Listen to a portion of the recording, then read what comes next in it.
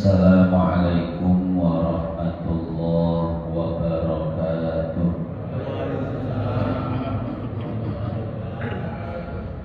Ila hadratin Nabiyil Mustafa sallallahu alaihi wasallam, thumma ila ruhil imam Syekhul Islam al-Arif billah Abil Hasan Asyadili wa Abil Abbas al-Bursi, thumma ila ruh Syekh Ibn Atha'illah as-Sakandari Syekh Abdullah Syarqawi wa usulihim wa furu'ihim syai'un lillahi lahumul fatihah.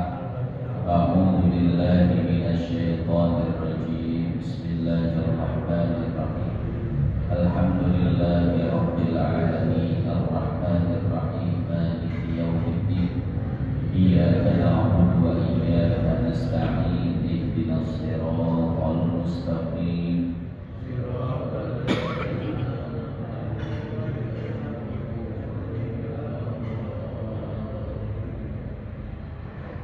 ثم إلى روح سيدنا المهاجر إلى الله أحمد بن عيسى وسيدنا الفقيه المقدم محمد بن عبد البعلوي، ثم إلى روح قطب الرباني شيخ عبد القادر الجيلاني وأصولهم وفروعهم، أن الله يغفر لهم ويرحمهم ويعلي درجاتهم في الجنة وينفعنا بأسرارهم وأنوارهم وعروضهم ونفحاتهم في الدين والدنيا والآخرة. شيء لله لهم الفاتحة. أعوذ بالله من الشيطان الرجيم. بسم الله الرحمن الرحيم. الحمد لله رب العالمين، الرحمن الرحيم، مالك يوم الدين. إياك نعبد وإياك نستعين، اهدنا الصراط المستقيم، صراط الذين أنعمت عليهم غير المغضوب عليهم ولا الضالين. آمين.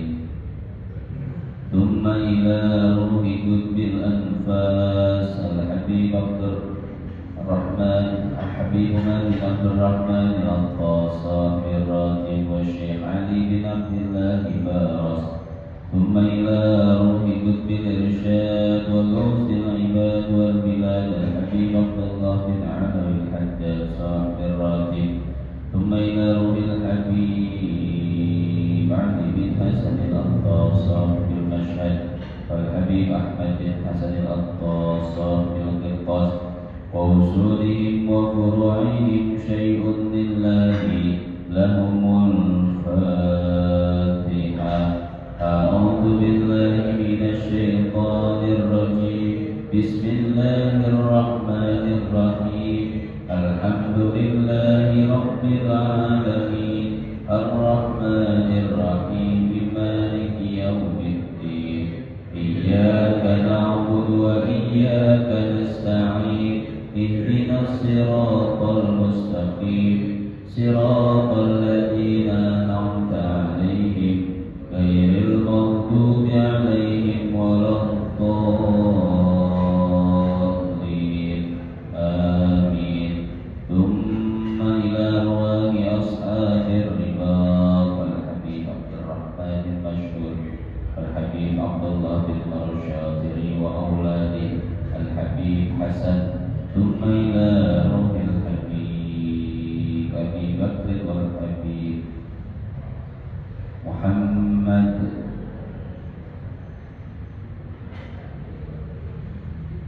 ثم إلى روح الحبيب سالم والحبيب عبد الله ووصولهم وفروعهم. شيء لله لهم الفاتحة. أعوذ بالله من الشيطان الرجيم. بسم الله الرحمن الرحيم. الحمد لله رب العالمين، الرحمن الرحيم، مالك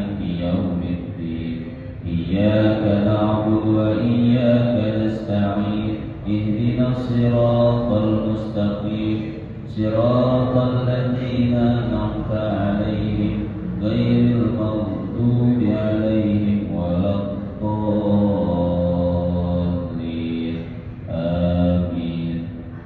ثم إلى روح آبائنا وأمهاتنا وأجدادنا وجداتنا وإخواننا وأخواتنا وقراباتنا وجيراننا ومن أحسن إلينا ومن ظلمنا أو أسأنا إليه، سيما والدينا وأستاذنا ومربنا وقدوتنا المرحوم المغفور له والمجاهد في سبيل الله شيخ حجي نور علي بن حجة ميمونة.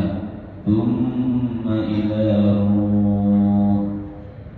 Sebutkan almarhumah kita masing-masing.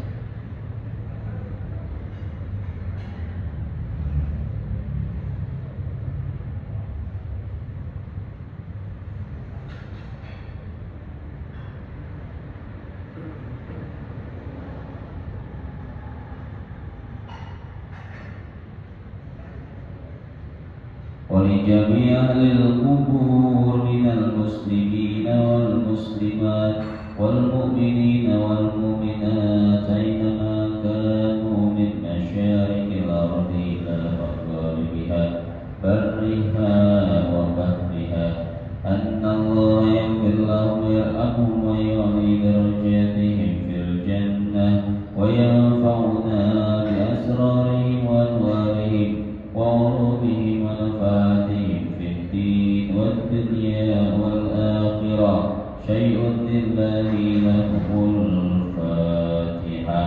أعوذ بالله من الشيطان الرجيم. بسم الله الرحمن الرحيم. الحمد لله رب العالمين الرحمن الرحيم مالك يوم الدين. إياك نعبد وإياك نستعين. اهدنا الصراط المستقيم صراط الذين أنعمت عليهم غير المغضوب عليهم ولا الضالين آمين. Al-Fatihah. Berikutnya kita niatkan untuk para donatur kita. Mudah-mudahan Allah sehatkan badannya, dipanjangkan umurnya, dimudahkan segala urusannya. Syai'un lillahi lahumul fatihah. A'udzu billahi minasy syaithanir rajim. Bismillahirrahmanirrahim. Alhamdulillahi rabbil alamin arrahmanir rahim maliki yaumiddin. Iyyaka na'budu wa iyyaka nasta'in. Ihdinas siratal mustaqim siratal ladzina an'amta 'alaihim ghairil maghdubi 'alaihim waladdallin amin. Al-Fatihah. Yang terakhir kita niatkan untuk kita yang hadir dan jamaah yang berhalangan hadir. Yang sedang sakit Allah angkat penyakitnya, yang sedang sulit Allah mudahkan urusannya, yang punya hutang Allah berikan kemampuan melunasi hutang-hutangnya. Syai'un lillahi lana wa lahumul fatihah. A'udzu billahi minasy syaithanir rajim. Bismillahirrahmanirrahim. Alhamdulillahi rabbil alamin.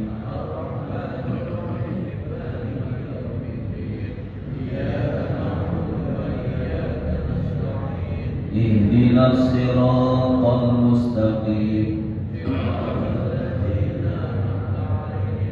ghairil maghdubi 'alaihim waladdallin amin. Rabbighfir lana wa liwalidayna amin.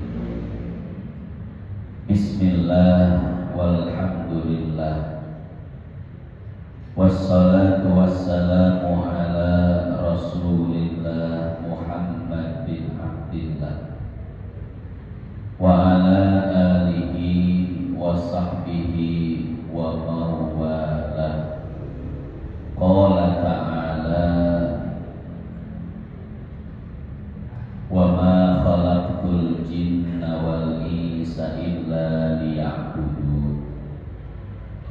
Wa qala an-nabi man 'arafa nafsahu faqad 'arafa rabbah.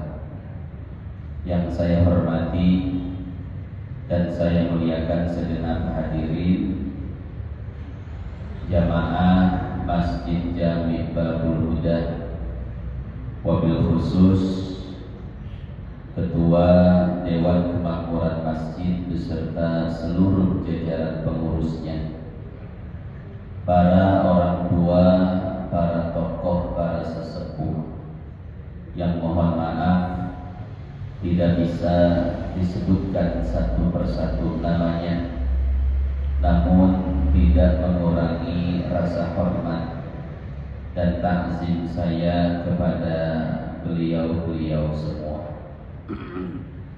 Hadirin jamaah yang dimuliakan Allah, pada kesempatan kali ini kita akan mengkaji kitab Al-Hikam, kitab tasawuf, tauhid, makrifat, dikarang oleh Al-Imam Syekh Ibnu Athaillah As-Sakandari. Beliau ini mursyid ketiga dari Thariqah Asy-Syadziliyah. Mursyid pertamanya yaitu Al-Imam Abdul Hasan Asy-Syadzili. Mursyid kedua Al-Imam Abdul Abbas Al-Mursi.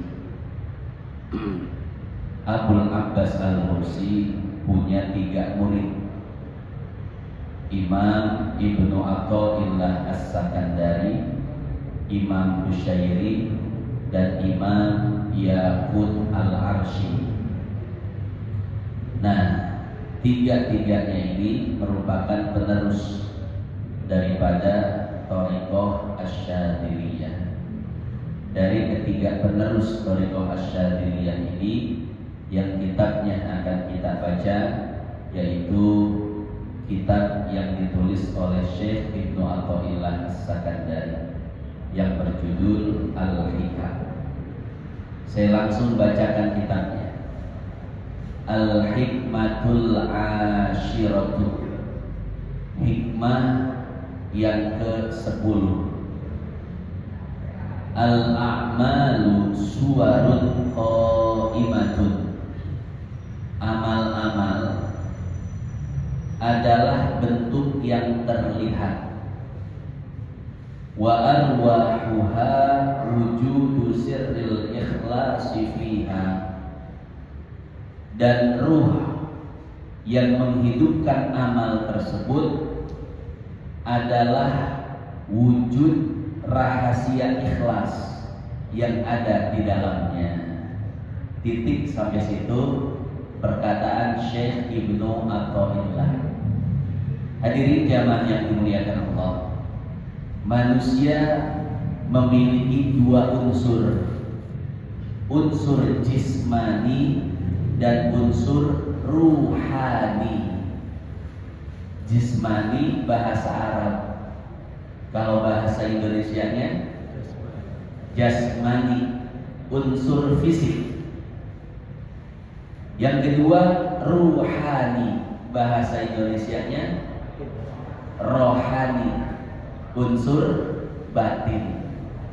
Jadi manusia punya unsur fisik, punya unsur batin. Pertanyaannya, kira-kira yang menjadi inti yang mana? Jasmani atau rohani? Rohani. Maka jasmani yang harus ikut rohani, tidak boleh sebaliknya, rohani ikut jasmani. Kenapa? Karena yang menjadi pemimpinnya, al-imam dari jasad kita adalah ruhnya. Jasad harus ikut ruh, karena peran ruh, peran batiniah, peran ruhaniyah itu lebih kuat daripada peran jasadiyah, jismaniyahnya. Saya contohkan, Bapak Haji Sukri. Mana Pak Haji Sukri ada? Pak Haji Sukri tengah malam jam 1 lagi meriang, gak enak ngapa-ngapain, makan gak enak, tidur gak enak, gak tidur pun gak enak, meriang malam-malam. Tiba-tiba Pak Haji Suntara nelpon, Pak Haji Sukri, aya duit ya samiliar.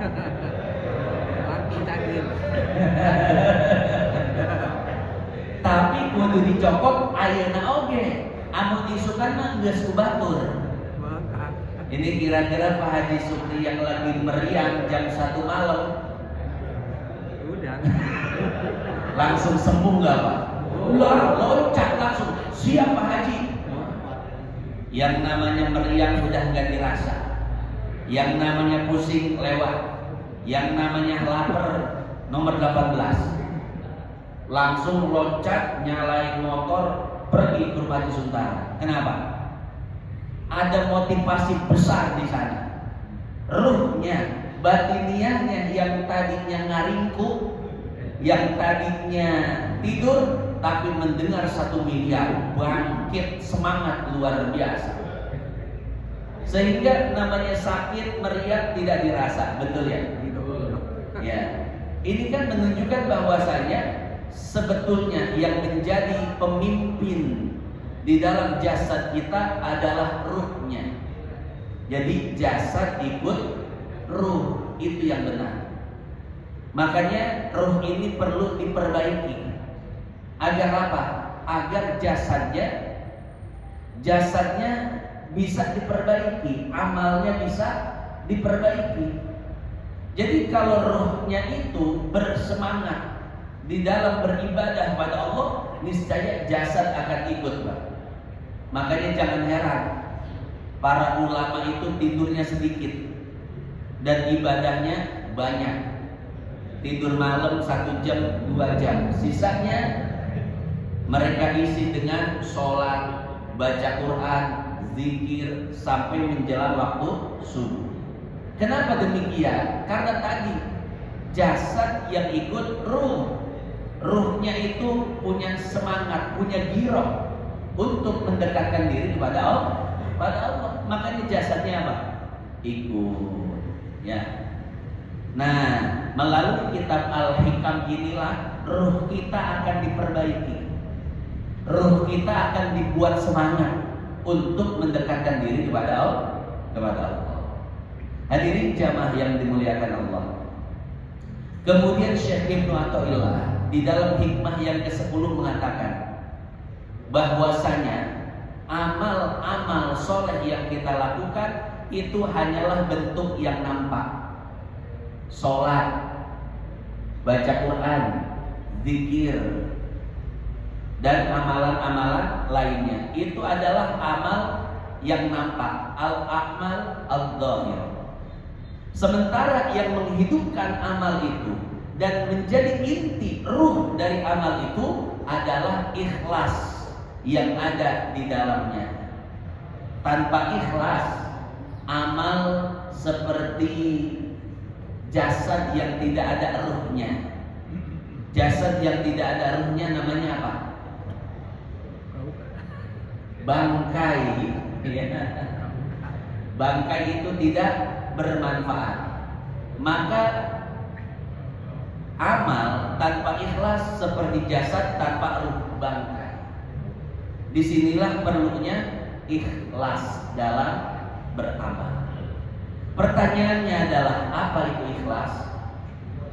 Ikhlas adalah al-amalu lillah, beramal semata-mata karena Allah. Berarti kalau sholat pengen masuk surga, baca waqiah pengen usaha lancar, sholat duha pengen rezeki ngalir, sholat tahajud pengen semua masalah selesai, berarti itu ikhlas atau tidak Bapak sekalian? Ikhlas tadi definisinya apa? Al-amalu lillah, beramal semata-mata karena Allah. Tapi pada faktanya kita Dan kebanyakan orang beramal untuk mendapatkan imbalan, balasan dari Allah, entah balasan dunia ataupun balasan akhirat. Berarti selama ini kita beramal ikhlas atau tidak? Nah, untuk mengetahui hal yang demikian, maka kita bisa lihat ke dalam syarahnya. Syarah Al-Hikam yang ditulis oleh Syekh Abdullah Asy-Syarqawi yang berjudul Al-Minahul Qudsiyah Al-Hikam Al-Athaiyah. Di dalam syarahnya, Syekh Abdullah Syarqawi menjelaskan tingkatan ikhlas. Kata beliau, ikhlas itu terbagi menjadi 3 tingkatan. Ada namanya ikhlasul ibad, atau disebut juga dengan ikhlasul awam.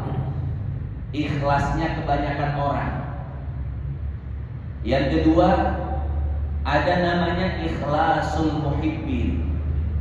Ikhlasnya orang-orang yang terlanjur cinta kepada Allah.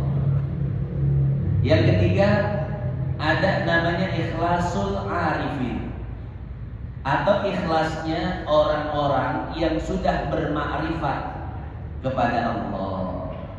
Yang pertama, yang paling dasar adalah ikhlasul ibad. Apa itu ikhlasul ibad? Beliau mengatakan, "Fala ya'malunal amala illa lillahi ta'ala talaban lis-thawab wa haraban minal iqam ma'a nisbatil amali ilaihim."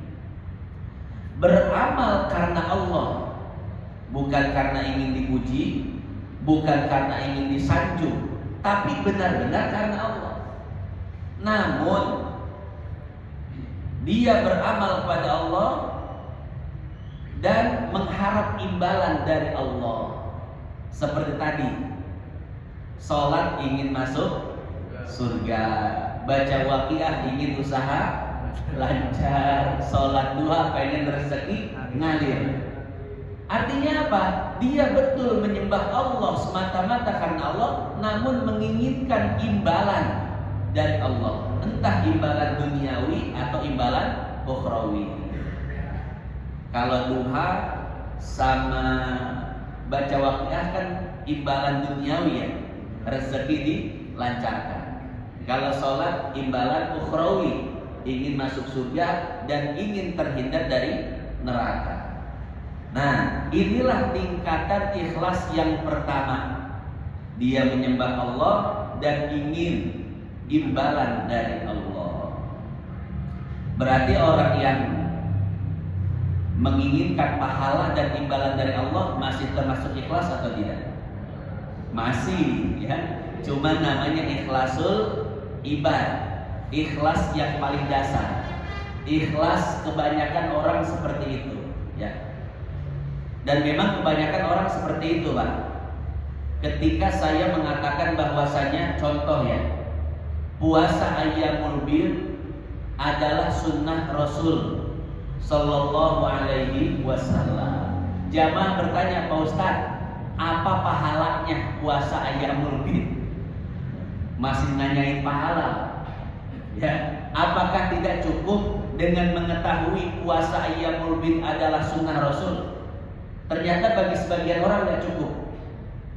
Bagi sebagian orang ingin mengetahui imbalan pahala dari puasa Ayyamul Bid. Ketika menjelaskan sholat duha, saya menjelaskan duha adalah sunnah Rasul Sallallahu Alaihi Wasallam. Jamaah masih bertanya, Pak Ustadz, pahalanya apa? Ketika saya menjelaskan sholat witir adalah sunnah Rasul, jamaah bertanya, pahalanya apa? Sebetulnya tidak masalah bertanya tentang satu pahala dari amalan, pahalanya apa? Tidak jadi masalah. Akan tetapi dari segi akhlak, dari segi tasawuf, dari segi etika, ini kurang bagus. Karena ini namanya kerja, bukan ibadah. Bapak kalau pengen kerja, nanya dulu nggak gajinya berapa? Nanya kan ya, gajinya berapa? Tenang, UMR, siap kalau UMR. Kalau nggak UMR, nggak mau. Kan begitu ya orang kerja. Nah, apa bedanya dengan orang yang beribadah dan selalu bertanya tentang pahalanya? Ada sholat ini pahalanya apa? Kalau sedekah ini pahalanya apa? Amalan ini pahalanya apa? Kira-kira itu ibadah atau kerja?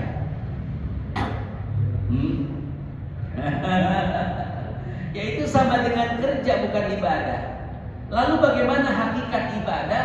Ini bisa dilihat di dalam sejarah-sejarah dan riwayat-riwayat tentang ibadahnya para sahabat. Para sahabat ketika melaksanakan ibadah, mereka tidak bertanya pada Rasul apa pahalanya. Kita lihat Abdullah bin Umar. Abdullah bin Umar adalah orang yang senantiasa mengikuti sunnah Rasul. Apapun yang Rasul kerjakan, dia lakukan tanpa bertanya apa hikmahnya, apa keutamaannya, apa pahalanya. Satu ketika Abdullah bin Umar ini mendatangi pohon, kemudian memutari pohon tersebut. Ada sahabat yang bertanya, "Wahai Abdullah bin Umar, mengapa engkau mengelilingi pohon ini?" Apa jawaban Abdullah bin Umar? "Wahai sahabatku, sesungguhnya aku pernah melihat Rasul memutari atau mengelilingi pohon ini. Apa hikmahnya, faidahnya, saya tidak tahu. Dan saya tidak mementingkan itu. Yang saya pentingkan adalah saya mengikuti sunnah Rasul Sallallahu Alaihi Wasallam." Kita lihat Abdullah bin Umar. Dia tidak bertanya kenapa Rasul mengelilingi pohon tersebut, apa faedahnya, hikmahnya, pahalanya, tidak. Tapi yang dia lakukan adalah mengikuti sunnah Rasul Sallallahu Alaihi Wasallam. Jadi para sahabat itu mereka beribadah pada Allah tanpa bertanya apa keuntungannya, apa imbalannya. Yang mereka inginkan adalah taat kepada Allah dan mengikuti sunnah Rasul Sallallahu Alaihi Wasallam. Itulah yang membedakan imannya para sahabat dan imannya orang generasi-generasi setelahnya. Kalau kita kan nerima amalan dari guru, dari hadis, suka nanyain pahala, betul ya? Oh, Ustadz, ini pahalanya apa? Untuk apa bertanya pahala? Pasti untuk jadi pertimbangan. Kalau pahalanya besar, pasti akan dikerjakan. Tapi kalau pahalanya nggak besar, ya minimal males lah, daek begitu Pak ya. Itulah ya yang membedakan iman para sahabat dan dengan keimanan kita sekarang. Saya ulangi lagi, sahabat yang menjadi prioritas mereka adalah mentaati perintah Allah dan mengikuti sunnah Rasulullah Sallallahu Alaihi Wasallam. Mereka tidak peduli dengan pahala-pahalanya, dengan imbalan-imbalannya, dengan hikmah-hikmahnya, ya. Sampai sini paham, hadirin sekalian yang dimuliakan Allah.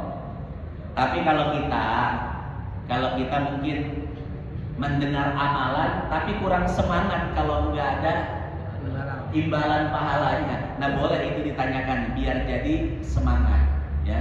Ya namanya juga ikhlasul ibad, ikhlasnya para pemula. Ikhlasnya apa berarti? Ikhlasnya iya. Ahli spiritual yang masih magang, ya, masih magang kita nih ikhlasnya, ya. Nah, itu yang pertama hadirin jamaah yang dimuliakan Allah, ya, yaitu ikhlasul ibad yang paling dasar. Yang kedua, kata Syekh Abdullah Syarqawi, ada namanya ikhlasul muhibbin. Ikhlasnya orang-orang yang terlanjur cinta kepada Allah. Bagaimana ikhlasnya orang-orang yang terlanjur cinta kepada Allah? Wa ikhlasul muhibbin huwal amalu lillahi ijlalan wa ta'ziman li'annahu ta'ala ahlun lidzalik la liqasdi thawabin wala harabin min iqabin. Ikhlasul muhibbin adalah menyembah Allah tanpa mengharap imbalan apapun. Salat bukan karena ingin masuk surga. Baca Waqiah bukan karena ingin usaha lancar. Salat duha bukan karena ingin rezeki ngalir. Ibadah bukan karena imbalan pahala, tapi semata-mata cinta kepada Allah. Kita saat melakukan sesuatu untuk orang yang kita cintai, kira-kira mengharap imbalan atau tidak? Tidak. Ya, kita melakukan sesuatu untuk istri kita, melakukan sesuatu untuk anak-anak kita, itu semua kita lakukan tanpa imbalan. Itulah ikhlasul muhibbin. Orang-orang yang melakukan sesuatu semata-mata karena cinta, beribadah semata-mata karena terlanjur cinta kepada Allah. Salah satu ulama yang mencapai derajat ikhlas seperti ini, kata Syekh Abdullah Syarqawi, adalah Rabi'atul Adawiyah. Jadi Rabi'atul Adawiyah pernah mengatakan seperti ini, ma'abadtuka khaufan min narika. Wahai Tuhanku, ini munajatnya Rabi'atul Adawiyah. Wahai Tuhanku, tidaklah aku menyembahmu karena takut terhadap neraka. Wala toma'an fi jannatika, dan juga bukan karena ingin masuk ke dalam surgamu. Di lain kesempatan Rabi'atul Adawiyah mengatakan, jika aku menyembahmu karena ingin masuk surga, maka tutuplah pintu surga untukku. Dan sebaliknya, jika aku menyembahmu karena takut neraka, maka bukalah pintu neraka selebar-lebarnya untukku. Kira-kira Bapak sekalian berani tidak doa seperti ini? Wah, kalau kita doa seperti ini beneran pas surga ditutup. Cek malaikat lah, doa itu kan terus gitu kamarnya bener-bener ditutup dan menang masuk surga. Neraka benar-benar dibukakan lebar pintunya. Ini kan doa engkau. Jika aku beribadah padamu takut masuk neraka, bukalah pintu neraka selebar-lebarnya. Tuh, silakan masuk. Artinya apa? Rabi'atul Adawiyah mengatakan seperti ini, ingin membuktikan kepada Allah bahwasanya dia beribadah semata-mata ikhlas karena Allah, bukan karena ingin masuk surga, bukan karena takut terhadap neraka. Sama seperti kita mengatakan pada orang yang kita cintai, kalau tidak percaya, belah dadaku sekarang juga. Nah. Betul ya? Itu kan sebagai pembuktian. Nah, hadirin jamaah yang dimuliakan Allah, kira-kira kita bisa tidak mencapai ikhlasul muhibbin seperti ikhlasnya Rabi'atul Adawiyah? Insya Allah bisa ya. Insya Allah. Orang mah mengges nincak ikhlasul muhibbin kosna jadi males ibadahnya. Tekudu sholat duha dan tengah pahala, tengah rezeki, jatuhnya pasti kos gitu Pak. Mual memperbanyak ibadah. Kenapa? Karena ibadah saya ikhlas pada Allah, bukan karena pahala. Pasti jatuhnya kos gitu. Nah, jadi males ibadah. Nah, maka kalau belum siap untuk memasuki tingkatan ikhlasul muhibbin, jangan memasuki ikhlasul muhibbin. Geus we urang mah ibadah di iming-imingi ku pahala jeung surga cukupnya. Itu ikhlas yang pertama, ikhlasul ibad. Ikhlas yang kedua, ikhlasul muhibbin. Yang ketiga, ada namanya ikhlasul arifin. Bagaimana ikhlasul arifin? Wa ikhlasul arifin syuhuduhum infiradul haq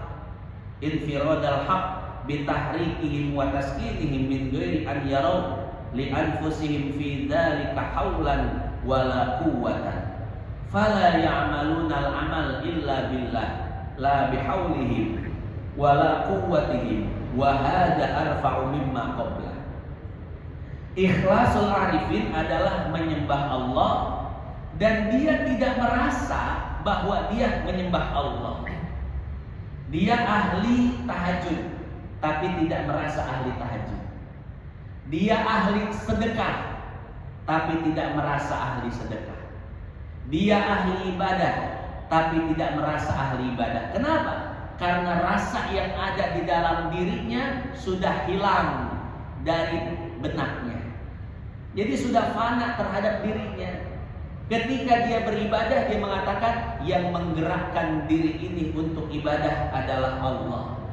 Yang menggerakkan untuk tahajud Allah. Yang menggerakkan untuk sedekah adalah Allah. Benar-benar sudah memasuki maqam la haula wala quwwata illa billah.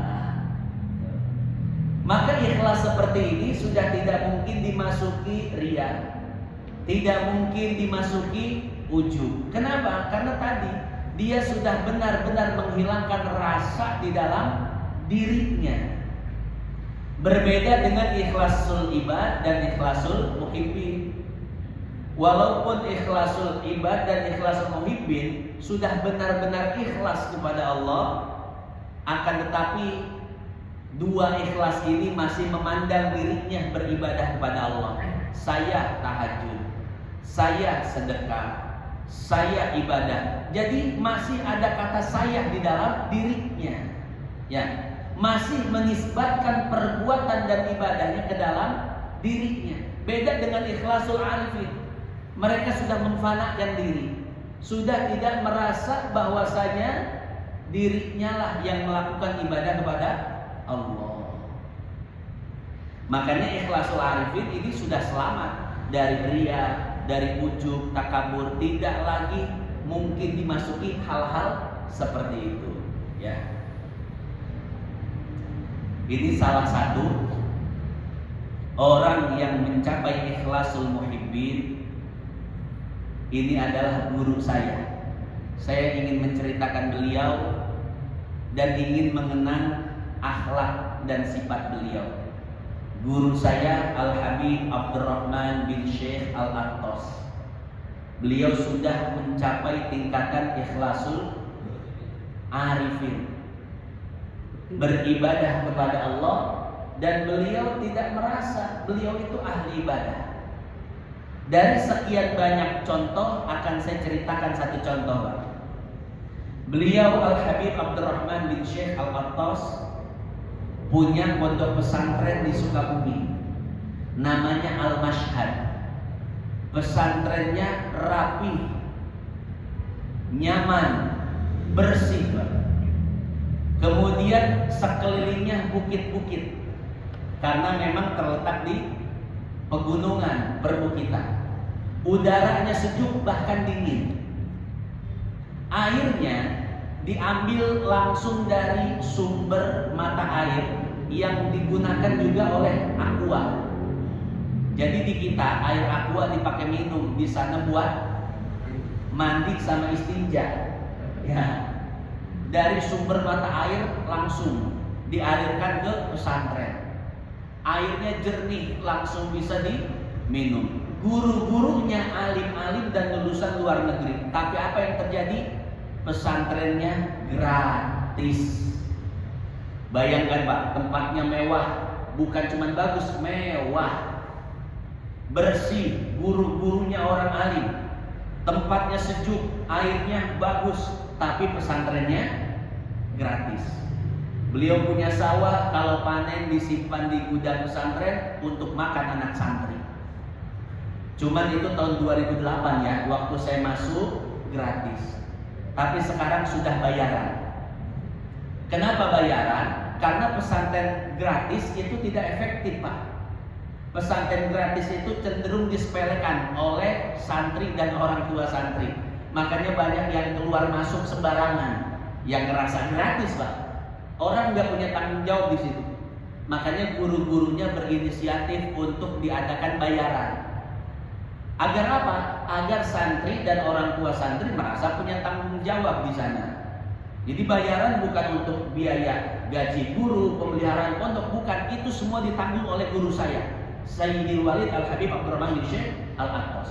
Tapi diadakan bayaran biar murid santri dan orang tua santri ada tanggung jawab. Bayaran nggak besar, kecil bayarannya, hanya sekedar untuk tanggung jawab santri dan orang tua santri. Nah, hadirin jamaah yang dimuliakan Allah, santri-santri yang masih kecil itu banyak Pak di sana. Oleh beliau dikasih makan, dikasih jajan, dikasih ilmu. Kemudian yang pinter-pinter, yang punya keinginan belajar tinggi diberangkatkan ke Yaman Hadramaut, belajar di Tarim sampai alim, sampai hatam minhaj atau sampai semampunya dia. Yang luar biasa begini, ketika si anak itu sudah pulang, ini bukan cuma 1, 2, banyak, belasan bahkan puluhan. Ketika si anak itu pulang, Al-Habib Abdurrahman bin Syekh Al-Aqtas tidak mengikat mereka, tidak memerintah mereka untuk khidmat kepada beliau, untuk ngajar di pesantren beliau, tidak. Tapi beliau berikan pilihan, mau ikut saya silahkan, atau mau pulang ke kampung halaman, mau dakwah sendiri, bikin majlis pesantren, silahkan.